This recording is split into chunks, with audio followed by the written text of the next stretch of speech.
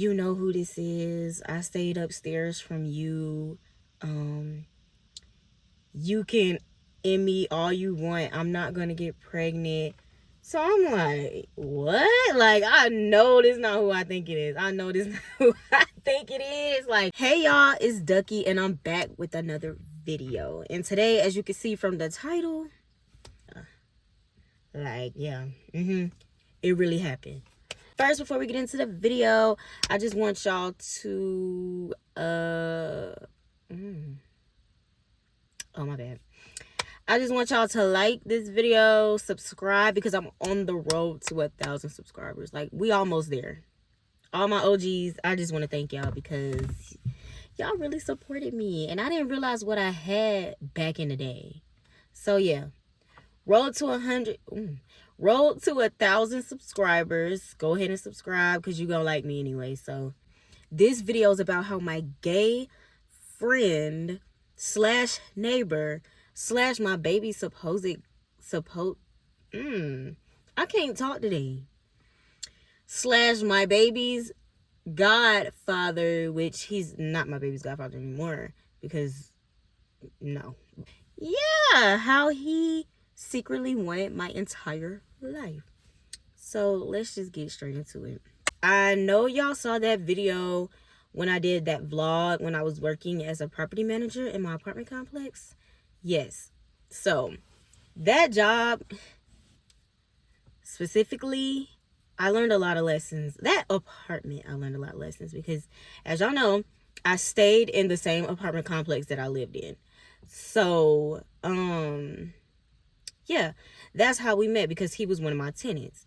We stayed in the same building. He was upstairs from me. And during that time, not a lot of people lived there because it was new construction. Started with asking for simple things like flowers, sugar, you know, the typical neighbor stuff. Just simple stuff. Then it progressed into like, hey, can you give me a ride? I'm like, sure, because I was such a pushover during that time. Like, I was a complete pushover. Like, my friend used to call me Maddie because I was a doormat, letting everybody walk over me. So, yeah. And I really wasn't supposed to be giving my tenants rides. I was not really supposed to have these close relationships with my tenants, but I did anyway because that's how much I cared about, you know, the people I work for, and I cared about my job. So I wanted to help them. Anyway, used to give rides, and then it got to a point where you're using my car, you're coming over every day, we're talking, you know, we're just getting really personal and really close. So, as time progressed, he was there during my whole pregnancy, like entire. He knew everything that went down. He knew about pregnancy complications. He knew how big the baby was. He knew when me and my baby daddy were arguing. He knew everything. So, yeah, we were really close. I really appreciated him because he was there for me when my baby's father wasn't. He fed me, like, everything. So, that's one thing, like, I will never forget. But, like, yeah, y'all finna see why, like, that shit don't mean nothing to me no more. Like, this was the first red flag. I was going into labor. I didn't know I was going into labor, but it was like 12 o'clock in the morning, and I'm like, I'm in a lot of pain. I've been having contractions for like 17 hours at this point. So I didn't really think nothing of it. I just wanted to go to the hospital to see what was wrong. Like, why was I in so much pain? And then I wanted to go back home. We at the hospital. They tell me my blood pressure is high. I can't go home and I'm about to have the baby. So I'm like, what? Like, I can't go home? Like, I was so blue. Like, I wanted to go home. So once I found out I wasn't going home, I was like, dang, like, I'm really about to have the baby. Next thing you know, oh, let me backtrack. So he's the one that I called that night to take me to the hospital. Because I just felt comfortable with him. Like, that's how close we were. I called him to take me to the hospital. So while we were there, I guess some kind of way, he texted my baby daddy and was like, hey, she's finna have the baby. Pause. Everybody knew how toxic the pregnancy was. My baby daddy didn't help me with nothing.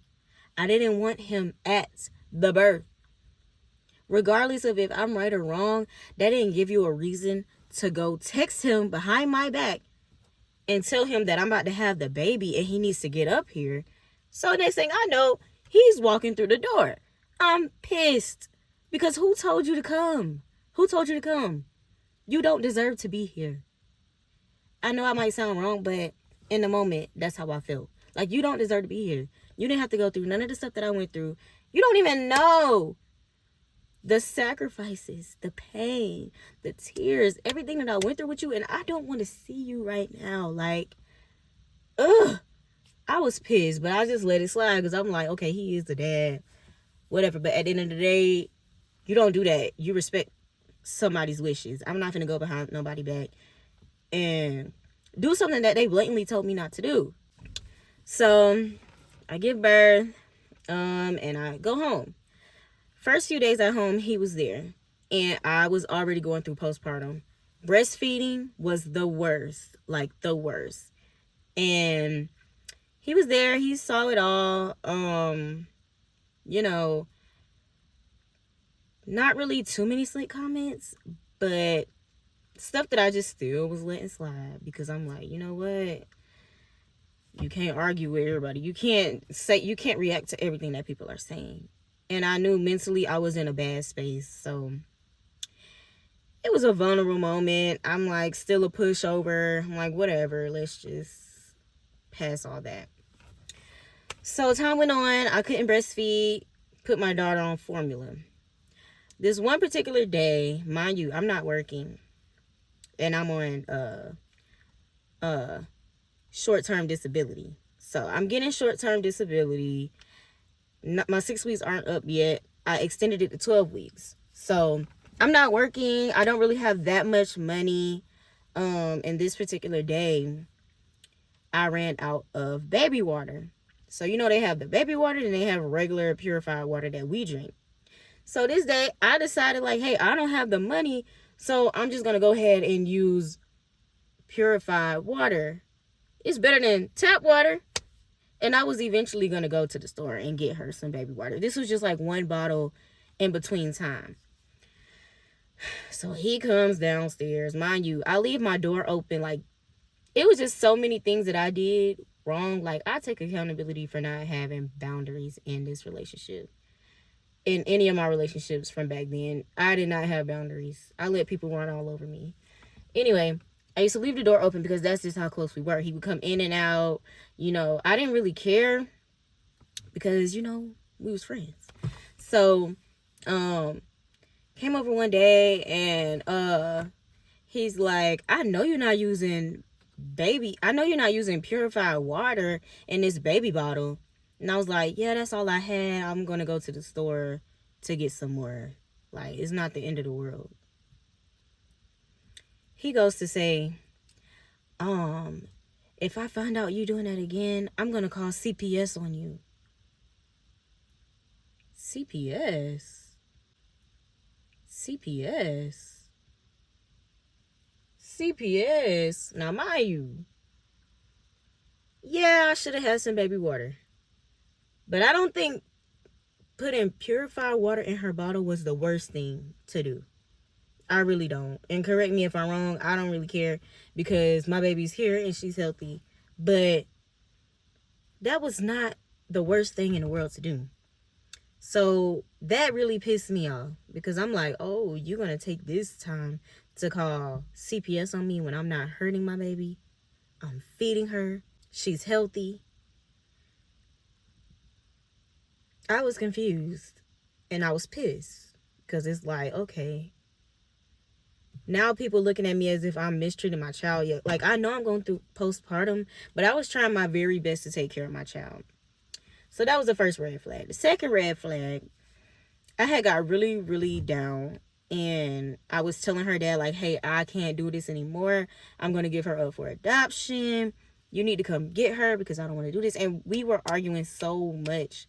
It made everything worse. And I'm like, you don't help me. You don't understand how it feels. He like, I do understand. I could be a better dad than you are, mom. So I said, come get her. Don't call me when you get her. Make sure you know exactly what you got going on. Because I'm trying my very best. I got everything lined up. I don't need you for nothing at this point because I got everything I need. Only thing I probably needed from him was diapers, formula, money for formula, and water. And I had WIC. So I didn't really need him. But during that time period, like I told y'all before, I was trying to force him to be a dad. But at this point, I'm like, hey, you talking all this, you know what I don't really want to curse on this channel, but it's probably going to come out anyway.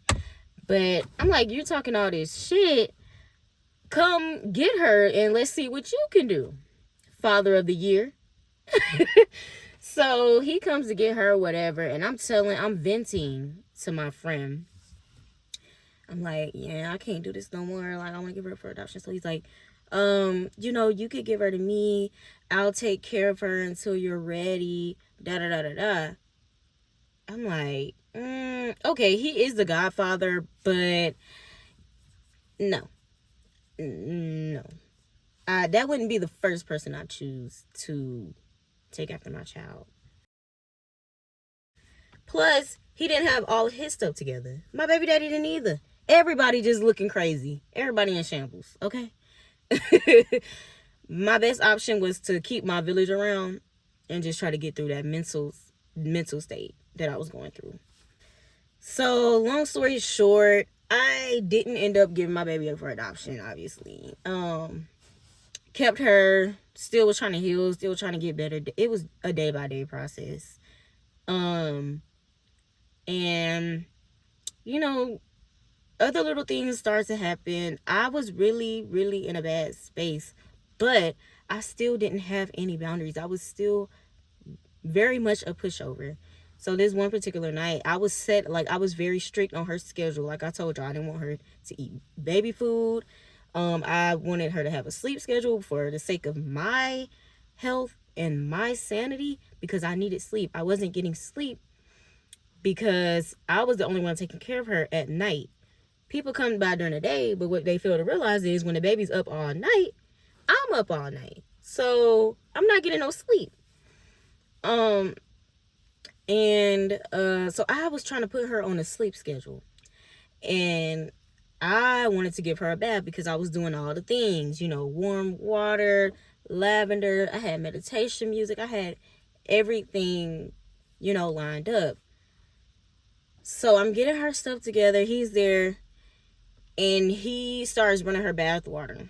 Now, mind you, I literally said I have a routine for her.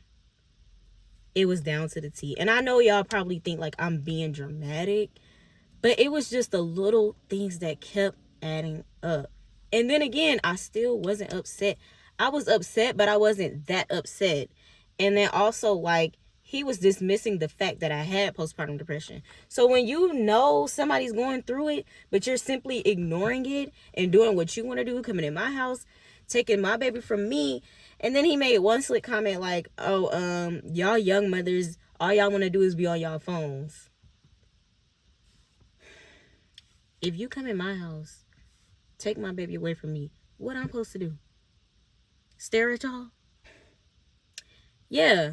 So I think after that was really like the last straw. He sent me this message like, I'm done being your doormat, blah, blah, blah. And I'm like, doormat? I'm the one being a doormat. I'll let you come in and out my house saying whatever and doing whatever you want to do. And I never say anything about it. Regardless of how I feel, I still try to be respectful. I appreciate you because you did help me a lot during my pregnancy. When I tell y'all he fed me and made sure I was good. That's for sure. Things just went on. We fell out a couple times, got back cool, fell out, got back cool. So this one particular time, this is when I moved back into my grandparents' house. My daughter's first birthday was coming up. He's like, let's take the baby on a birthday trip. Mind you, he has 2 kids of his own, still doesn't have a car. So I'm like, no, I don't want to take her on a trip. Like, I'm going through it. Like I told y'all, I was jumping house to house. No money for real, no job, just trying to figure things out. I'm not going to Myrtle Beach. I don't have time for that right now. And I was like, I don't want to go to the beach. It's going to be cold. My baby's birthday is in March. So he's like, oh, well, I really think you should go. Da da da da da. So at this point, I'm like, he trying to force me to go because he wants to take his kids. His kids are elementary school, and that's around the spring break time.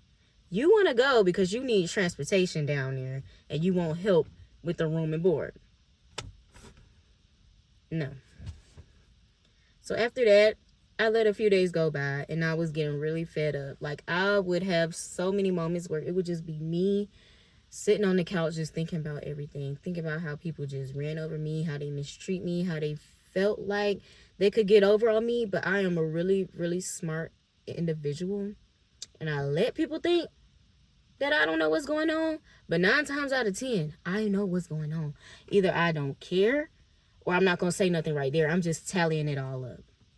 Seriously. And most of the times I do not care because I don't have the guts to say anything about it. So then I put the blame on me. Oh, I was just sitting there and I was like, you know what? It's time to cut him off. Block them.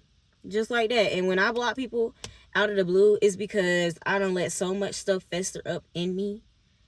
And now I feel like, I can't take it no more. So, had to block them. Couple days go by. We hear the doorbell ring. It's midnight, and we hear the doorbell ring. And you want to know who it was? My baby daddy. What are you doing here? Like, what are you doing here? Why are you here? Talking about his car broke down a few blocks away, and he walked to my grandparents' house. What? When I tell y'all we was all looking confused, my granddad thought I invited him. I was asleep. I was like, first of all, no, we don't even talk. Second of all, I'm not telling nobody to come over and not telling y'all. So we're all looking confused, like, what are you doing here? Of all people, why are you here? Why? You don't help me with nothing? We barely talk. I don't understand why you're here. So my granddaddy let him in, blah, blah, blah. He's here. So he stayed for about 3 days. And one night we were just chilling, drinking, sitting on the couch. And he's like, guess who just texted me? I told you that wasn't your real friend. And I'm like, what are you talking about? He like, look, so it was a fake page of like this transgender woman in the profile pic saying like, hey, what's up? Want to come over? Da da da da da. So I'm like, who is that? He was like, guess who it is? Guess who it is? I'm like, what? So we read the messages a little bit more. It's like, you know who this is. I stayed upstairs from you. You can end me all you want. I'm not gonna get pregnant. So I'm like, what? Like, I know this is not who I think it is. I know this is not who I think it is. Like, and he was like, yeah, I told you that wasn't your real friend. Da da da da da. So I'm like, what? So the next day, he's still calling him off Facebook Messenger. So we I was like, I just can't believe that's really him. Next thing you know, he called off his real phone. How dumb can you be? How dumb can you be? Like, no, you're not gay, but if you trying to sneak around, you done went out your way to make a fake page. But you call off your real phone knowing that you got caller ID. I was like, oh yeah, he's cooked. And in that moment, I really didn't care because I already was like so angry about all the stuff that I let, get by. So at this point, I'm like, well, I should have known. Few months go by. Now let me backtrack a little bit. When I was pregnant, I told y'all my 6 weeks wasn't up. When I was pregnant, I extended my short-term disability to 12 weeks because I did not want to go back to work. My job was very stressful. He knew my job was stressful. And, he knew everything about my job. He was the one in my ear telling me, hey, you need to quit that job and get a work-from-home job. So I'm listening to him like, okay, yeah, I'm going to quit my job. Quit my job. Okay? Cool. God covered me. God covered me. Okay? Quit my job, and I really don't know how we made it, but we made it. We made it. So a couple months go by, and I get a call because I had connections. I know, like, everybody knows me from that job. Such and such is working in that position now that you left. Huh? The same person who told me to quit the job, the same person who I was venting to about how stressful it was. Like, are you okay? Are you okay? Seriously. So that whole ordeal was crazy. I already know he didn't prosper from that situation. So I really wasn't mad. Like, I was like, God gonna handle that. It is what it is. And I learned so much from that situation. Like, that's when I really, like, decided you gotta put some boundaries up. You let so many people take advantage of you in that vulnerable moment, and you let somebody get so close to you to where they wanted everything that you had. The whole time you thought they was praising you, wiping your tears, rubbing your belly, feeding you, holding your baby, and you trusted them to be your baby's godfather. Whole time they were plotting on your entire life. They wanted everything you had, even when you complained about how bad it was. Keep your mouth closed. Everybody is not your friend. Everybody does not need to know what you're going through. You can't vent to everybody, because the same problems you venting about is the same problems they want. The same problems you venting about is the same problems they're going to tell to somebody else. And I just learned to keep my mouth closed. You can't get close to everybody. And when I do get close to people, I still kind of have my guard up. But I just pray that God just keeps genuine people around me. And I always pray, like, if anybody is not supposed to be around me, remove them from my energy. Because not only is it me that I have to protect, but it's my baby. So, yeah. Yeah. And from there, things start to go up for me once I cut that baggage off. And I didn't even know. Like, I'm just out here operating, and my enemy's right in my face. Sick. Okay?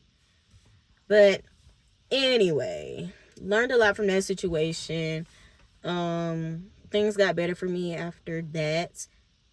Didn't really gain any new friends. Lost a lot of trust for people. And then I realized how much of a pushover I was, and I had to fix that. So in the end, I am grateful for the lesson, but it's still a crazy story. Because if y'all knew how close we were, you'll be like, no way. No way. And people did try to hint, like, you don't need to be as close with him as you think. I'm like, nah, he's genuine. Like I trust him more than I trust my own mother. Yeah.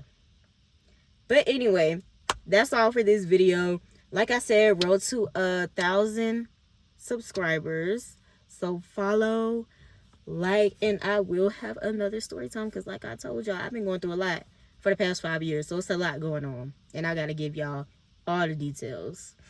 So until then, I will see y'all next time. Bye.